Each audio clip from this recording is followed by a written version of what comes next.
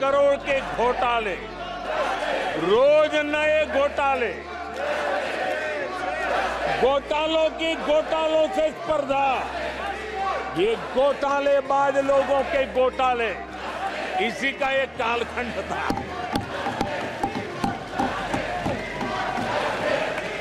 और बेशर्मी के साथ सार्वजनिक रूप से स्वीकार भी कर लिया जाता था कि दिल्ली से 1 रुपया निकलता है तो 15 पैसा पहुंचता है।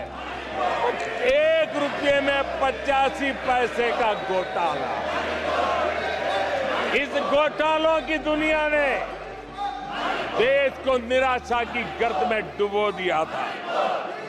पॉलिसी पैरालिसिस था, फ्रेजाइल 5 में पहुंच चुके थे। भाई भतीजावाद इतना फैला हुआ था कि जिसके लिए सामान्य नौजवान तो आशा छोड़ चुका था कि अगर कोई सिफारिश करने वाला नहीं है तो जिंदगी अटक जाएगी। ये स्थिति पैदा हुई थी कि विकसित भारत के जिस संकल्प को लेकर के हम चले हैं, उस संकल्प की पूर्ति के लिए हम भरसक प्रयास करेंगे, पूरी निष्ठा से करेंगे, पूरी ईमानदारी से करेंगे और हमारा समय का पल पल और हमारे शरीर का कण कण हम देशवासियों को विकसित भारत के सपने को पूरा करने के लगाएंगे। हमने देश की जनता को कहा था 24/7 फॉर 2047।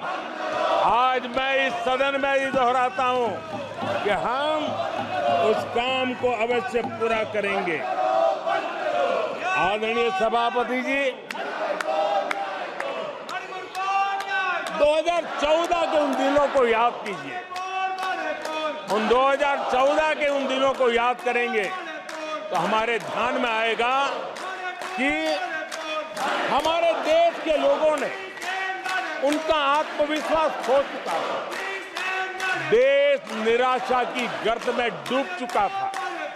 ऐसे समय 2014 के पहले देश ने जो सबसे बड़ा नुकसान भुगता था, जो सबसे बड़ी अमानत खोई थी, वो था देशवासियों का आत्मविश्वास।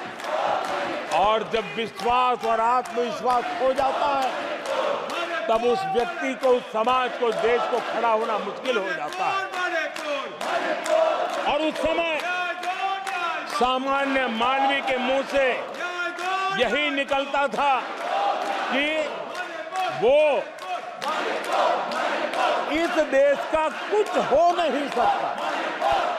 उस समय हर जगह पे ये 7 शब्द सुनाई देते थे, इस देश का कुछ नहीं हो सकता। यही शब्द 2014 के पहले सुनाई देते थे। भारतीयों की हताशा के इन 7 शब्द एक प्रकार से पहचान बन गए थे। उस समय आए दिन अखबार खोलते थे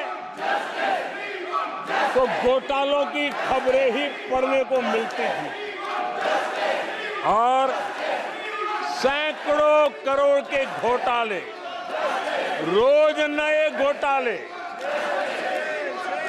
घोटालों से स्पर्धा, ये घोटालेबाज लोगों के घोटाले, इसी का एक कालखंड था।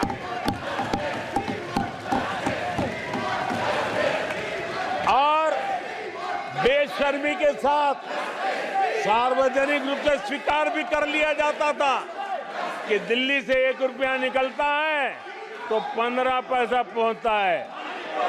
1 रुपये में 85 पैसे का घोटाला।